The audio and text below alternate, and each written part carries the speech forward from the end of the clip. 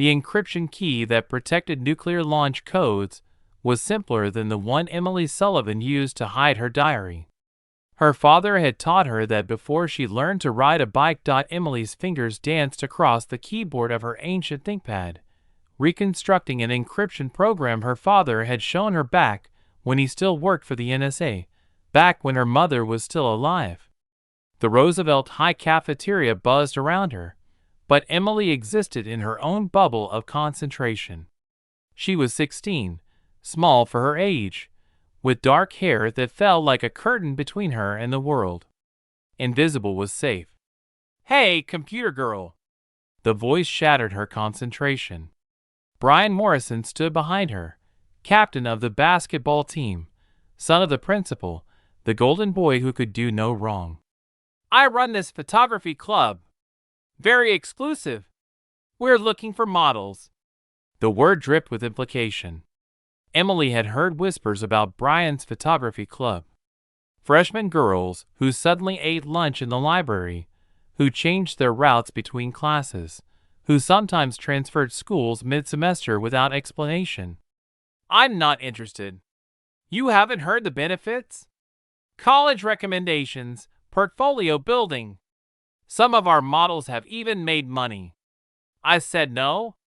The smile flickered, revealing something darker. "See, that's your problem, Emily. You think you're better than everyone. Think about it. I'll ask again tomorrow." Across the cafeteria, a man in an IT support uniform pushed a cart of computer equipment. His shoulders suggested military training, eyes sweeping the room with practiced surveillance. Robert Sullivan had taken the job 3 months ago. Emily had pretended to believe his cover story. That night, her phone buzzed. Unknown number, just an attachment. She opened it on an isolated virtual machine. The image loaded slowly. Her school photo, grotesquely altered, her face photoshopped onto an explicit image. The message: "This is what happens to stuck-up bitches. Reconsider Brian's offer, or everyone sees this tomorrow." Emily began her work methodically. Screenshots saved, metadata extracted, IP trace initiated. The sender had used a VPN, but they'd made mistakes. Someone was using Roosevelt High's own infrastructure. Tuesday arrived gray and drizzling. The hallways felt different. Whispers followed her. Sarah materialized beside Emily's locker. She used to be popular, used to smile. Now she moved through school like a ghost. "He asked you to join, didn't he?" Sarah's voice was barely above a whisper. Emily nodded. "Say no. Keep saying no. Whatever it takes. And Emily, if you need help, find me in the old computer lab after school." Lunchtime arrived like an execution. Brian sat across from her. "My answer hasn't changed," Emily said. "That's unfortunate." Brian pulled out his phone. "Check your email." Around the cafeteria, phones buzzed in unison. The photoshopped image had been sent to the entire junior class. 500 students now had that grotesque fake in their inbox. "That's strike one. My tech guy can make much better ones. Or you could just take some real photos. You have until Friday." "Brian," Emily called as he stood to leave. "My dad taught me something about bullies. They always underestimate their targets." Brian laughed. "Your dad teaches IT. What's he going to do?" Across the cafeteria, Robert Sullivan's jaw was clenched, hands gripping his equipment cart so hard his knuckles were white. Wednesday brought new assault. Emily's locker had been decorated overnight with printed copies of the fake photo. Mrs. Rodriguez, her computer science teacher, helped clean it, then handed her a keycard. "After school, be careful." That afternoon, Emily met Sarah in the abandoned computer lab. Sarah pulled up her sleeve, revealing thin scars. 6 months ago, I said yes to Brian's photography club. Thought it would be artistic. Then they asked for more. Then they didn't ask any more. They had enough photos to threaten me with. How did you get out? I didn't. I broke. Tried to kill myself. But when I was in the hospital, someone hacked Brian's phone and deleted my photos. Emily felt pieces clicking together. But there are others. So many others. That's when I started digging. Found out about the vault. Sarah's fingers flew across the keyboard, navigating hidden directories. Brian doesn't just take photos. He sells them, trades them, has a whole network. I've been collecting evidence for months, but I can't crack their encryption. Emily studied the encryption pattern. This is based on a DEF CON presentation. My dad took me to that conference. The presenter published a follow-up paper about all the vulnerabilities. Give me 20 minutes. The encryption cracked like an egg. Both girls fell silent at what they found. Hundreds of folders, thousands of images, names they recognized. Oh God, Sarah whispered. My sister's name isn't here. She's a freshman. Download everything, Emily said. Dead man switch. If something happens to us, this goes to every news outlet in the state. What about the police? Brian's uncle is a detective. We need something bigger. FBI level. Her phone buzzed. Unknown number. Stop digging or tomorrow gets much worse. They know. Sarah paled. Good. Emily's smile was sharp. Let them know. Thursday's attack came at lunch. Brian appeared behind her with no warning. His hand shot out, fingers hooking under her bra strap through her shirt. He yanked hard, letting it snap back with a vicious crack. The cafeteria erupted. That's what we do to girls who don't know their place. And tomorrow will be even better. Unless Emily decides to wise up. Emily forced herself to stay seated, hands finding the keyboard. Upload initiated. That was just a preview. Tomorrow, I'll rip it right off you. But Emily was watching her father across the cafeteria, no longer pretending. Robert's face was a mask of controlled fury. Their eyes met. A lifetime of communication in a single glance. Trust the plan. Hey, Brian, Emily called out. You know what the problem with real photographs is? They leave evidence.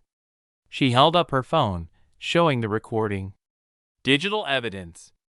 Assault, sexual harassment in front of 500 witnesses. You think that matters? My dad owns this school. Your dad doesn't own the internet. Emily hit send. That's where this video is going, along with some other interesting files about your photography club. You're bluffing. Lima Echo Alpha Kilo 37. That's your master password for the vault. You really should have attended the follow-up session at DEF CON. The cafeteria held its breath. Then Brian's phone rang, then Marcus's, then Kyle's. What did you do? I gave the FBI a present. 47 gigabytes of evidence. Photos, videos, transaction logs, customer lists. Everything. Sirens in the distance grew louder. Brian looked around wildly. You're dead. You know that? No, a voice said from behind him. She's protected. Robert Sullivan stood there, bearing military, eyes cold. Agent Rebecca Kim sends her regards. She's very interested in talking to you about interstate commerce and exploitative images of minors.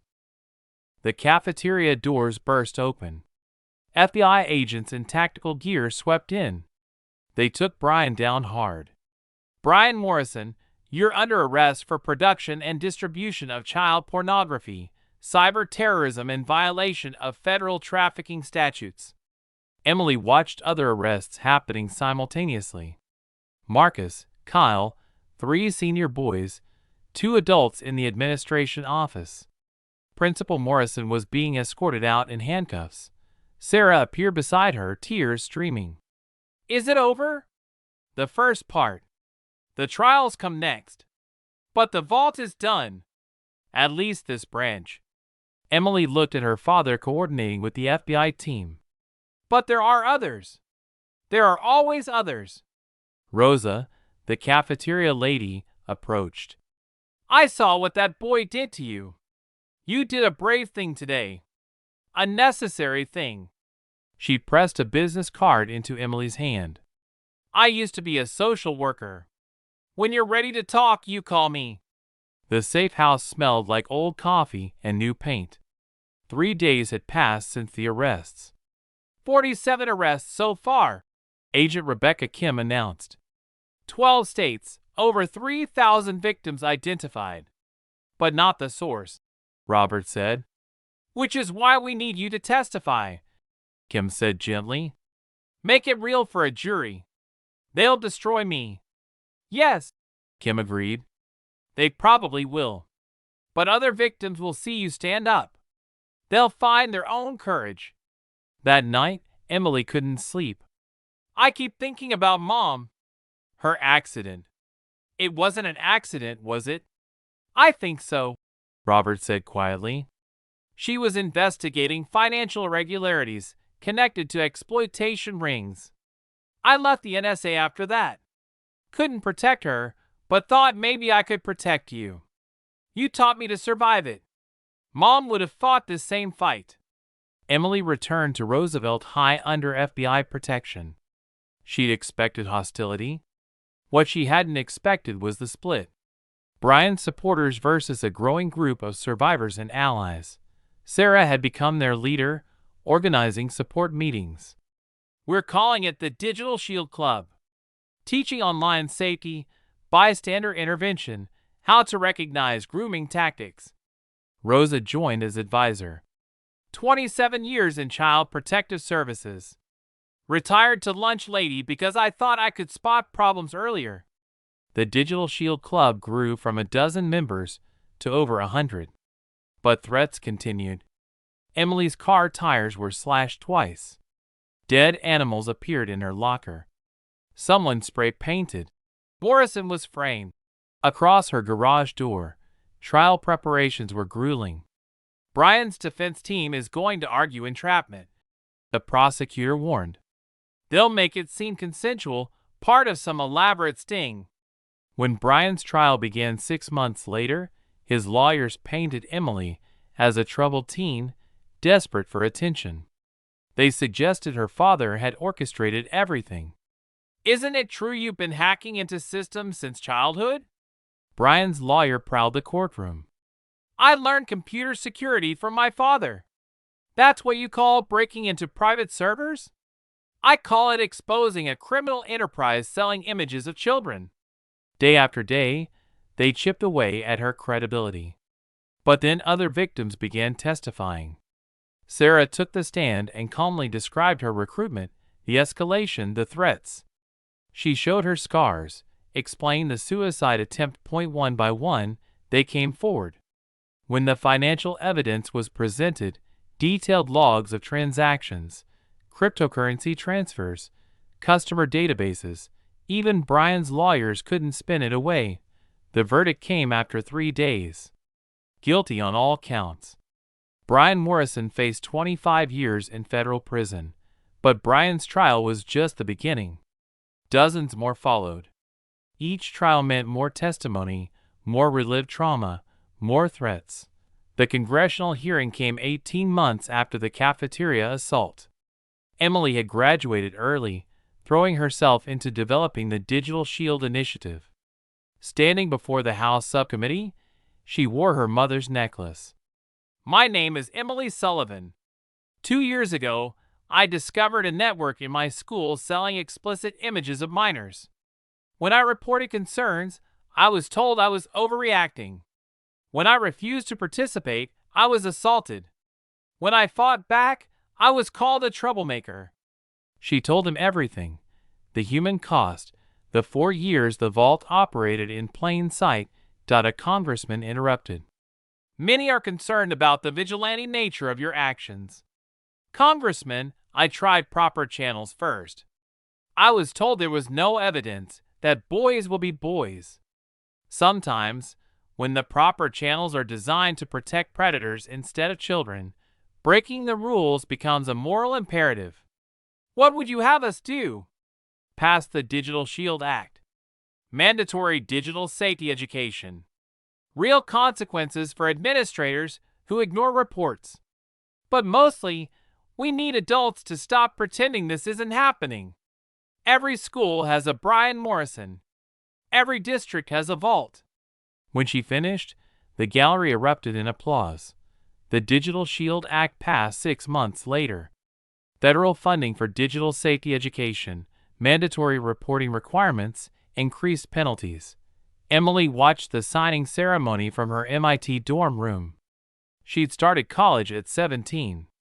"You did it," Sarah said over video chat from Berkeley. "We did it. All of us." The nightmare still came. Emily still triple-checked her locks, still flinched when unknown numbers called. But she wasn't alone anymore. The Digital Shield initiative had grown into a national movement. Robert had returned to consulting on cases involving online exploitation. "Your mother would be so proud. You didn't just survive. You lit a fire. Some days it doesn't feel like enough. Every kid who learns to protect themselves, every predator who gets caught, that's your mother's legacy living on through you." 3 years after the vault fell, Emily stood before another congressional committee with 50 survivors. The Digital Shield Initiative now operates in 3,000 schools. We've trained 50,000 peer counselors. Reported exploitation has dropped 70% in participating districts. My name is Emily Sullivan. I'm 20 years old. 4 years ago, a boy tried to break me with a bra strap and blackmail. Today, I'm asking you to help us build a world where no child has to be as strong as I was forced to be. The committee voted unanimously to extend funding for another 5 years. "Do you regret it?" Robert asked quietly. "Fighting back, going public?" Emily thought about the question seriously. The death threats still came occasionally. Her name would forever be linked to the vault. But then she thought about Sarah thriving at law school, about the 13-year-old girl in Texas who'd recognized grooming behavior because of a Digital Shield presentation. "No. I regret that it was necessary. I regret that adults failed us so completely. But fighting back? Never." Her phone buzzed. Sarah texting about a new case. A teacher using AI to create fake images. "The technology changes," Emily texted back. "But the solution stays the same. Teach kids to recognize it. Give them tools to fight it. Break the silence." Emily Sullivan had learned encryption before she could ride a bike. She'd learned to hide before she learned to fight. But the most important lesson had come later, paid for in pain and purchased with courage. Sometimes the strongest code isn't the one that hides the truth, but the one that reveals it. Sometimes the best defense isn't invisibility, but standing in the light and refusing to be ashamed. And sometimes, one voice raised in truth can become a chorus that drowns out silence, breaks down systems, and builds something better from the ruins. Years later, Emily would look back on that moment in the cafeteria and feel something unexpected: gratitude.